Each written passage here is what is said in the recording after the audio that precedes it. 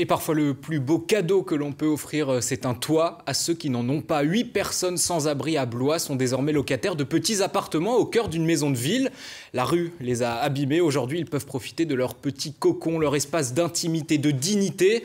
Présentation des lieux avec Sana Asnaoui et Charlie Krief. Cette grande maison de ville, on l'appelle la Garenne. Elle héberge désormais des sans-abri avec leurs bagages, leur passé, leur addiction. Patrick a 60 ans, sans domicile fixe depuis 17 ans. Aujourd'hui, cette studette est devenue son lieu de répit.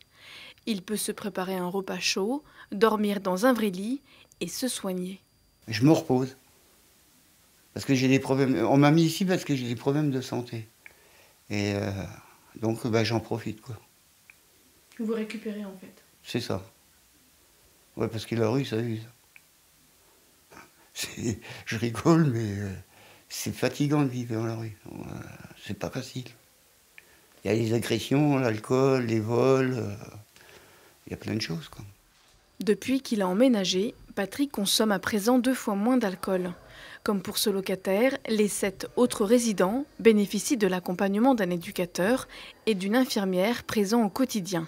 On est, comme qui dirait, un peu des facilitateurs, c'est-à-dire qu'en fait, toutes les démarches qui étaient compliquées pour eux par le passé parce qu'ils étaient dans la rue, l'idée c'est de faciliter tous ces chemins-là en fait. Ce projet fait intervenir la SLD qui détient les lieux, Opelia VRS, l'organisme dédié à l'addiction, et le centre hospitalier de Blois pour la santé mentale.